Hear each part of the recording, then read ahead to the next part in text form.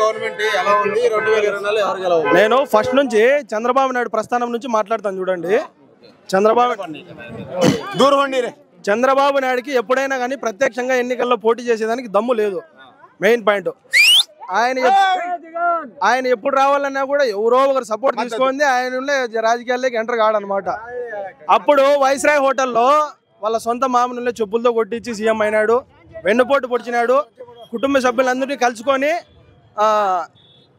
ఆయన దివంగత నేత ఎవరు ఎన్టీఆర్ గారిని చంపించడానికి కారణం కూడా చంద్రబాబు నాయుడే.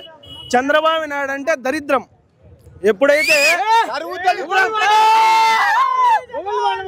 చెప్తా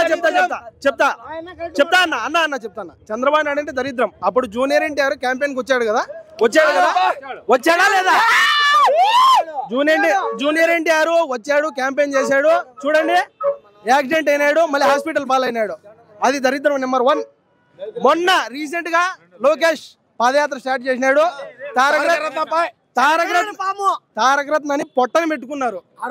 ఎందుకు పిలిచారు మీరు తారక రత్న అని? అదేందో సినిమాలు తీసుకుంటే బాగా బతుకుంటాడండి అతన్ని ఊరికనే పిలిచి అతన్ని చంపేశారు కదరా మీరు చేసిండే ద్రోహం ఊరికనే పోదు, నువ్వు చేసిండే పాపం ఊరికనే పోదు. జూనియర్ ఎన్టీఆర్ నువ్వు ఎట్లయితే మోసం చేసినావో అట్లనే ఉండలే. ఇప్పుడు నీకు ప్రజలంతా సమాధానం చెప్తున్నారు.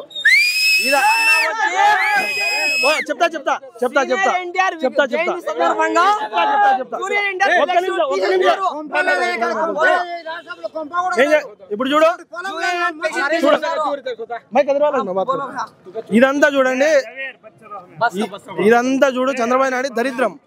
ఇప్పుడు జగన్ అభివృద్ధి చెప్తా చూడండి. జగన్ పాదయాత్రలో ఇచ్చిన మాట తప్పలేదు. ఎక్కడైనా తప్పాడా? అన్నా నేను చెప్తా, ఇప్పుడు కుటుంబంలో సమస్యలు వస్తాయి ఖచ్చితంగా.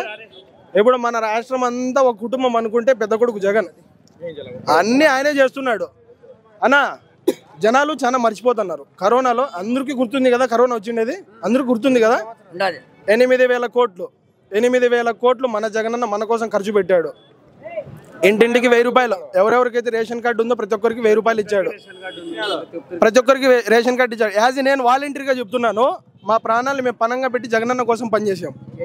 అన్నా ఇక్కడ ఎలక్షన్ జరుగుతుండేది ఆ పక్క క్యాండిడేట్కి, ఈ పక్క ఎమ్మెల్యే క్యాండిడేట్ కాదు. ఆ పక్క క్యాండిడేట్కి, ఈ పక్క జగన్కి ఎలక్షన్. ప్రతి ఒక్క నియోజకవర్గంలో జగనే క్యాండిడేట్. జై జగన్. ఒక నిమిషం చెప్తా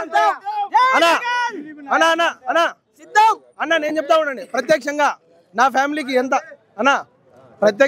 ఫ్యామిలీకి ఎంత మేలు కోరిందో చెప్తా ఉండండి. నేను వాలంటీర్గా ఎక్కినప్పటి నుంచి ఇప్పుడు 5 ఏళ్ళు అవుతుంది. 5 ఏళ్ళు అవుతుంది. 5,000 నేను జీతం తీసుకుంటున్నా. సంవత్సరానికి 12,560 అంటే 60,000 జీతము. 6,500 35. ఇంతవరకు నేను 3,50,000 రూపాయలు నేను జగన్ డబ్బులు తిన్నాను. మా నాన్న చనిపోయింటే 2 లక్షల డబ్బులు వచ్చినాయి. మా అమ్మ చనిపోయింటే 3 లక్షల డబ్బులు వచ్చినాయి. మా అమ్మ ఉండలే, మా నాన్న చనిపోయినప్పటి నుంచి ఇంతవరకు ఉండలే 5 ఏళ్ళు పింఛన్ తీసుకుంది. 4 సార్లు 18,750 రూపాయలు డబ్బులు తీసుకుంది. నేను జగన్ ఇచ్చిండే ప్రైజ్ మనీ ఉండలే ఇంతవరకు 50,000 తీసుకున్నా. సంవత్సరానికి ఒకసారి 10,000 బోనస్ ఇచ్చాడు కదా, 50,000 తీసుకున్నా నేను ఇంతవరకు. మా అన్నకు ఉండలే ఇంటి స్థలం లేకపోతే ఇంటి స్థలం ఇచ్చాడు. ఇవన్నీ తీసుకొని జగన్ ఎట్లన్నా మనం మోసం చేసేది. వెన్నుపోటు పొడిచే అలవాటు నీకుందేమో చంద్రబాబు నాయుడు, మాకు లేదు.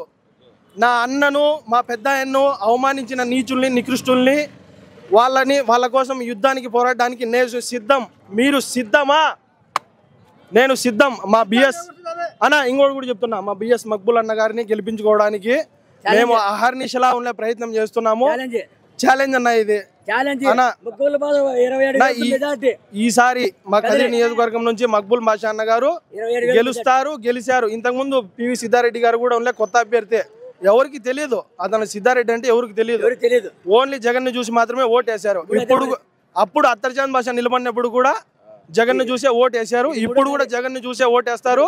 ఇది 3వ సారి గెలుస్తాడు. హ్యాట్రిక్ పక్కా వైఎస్ఆర్సీపీ కదిరి నియోజకవర్గం ఎమ్మెల్యే బిఎస్ మక్బుల్ బాషా గారు. అతను ఎమ్మెల్యే అభ్యర్థి అవగానే మళ్ళీ మినిస్టర్ కూడా అవుతారు. ఇది పక్కా గ్యారంటీ.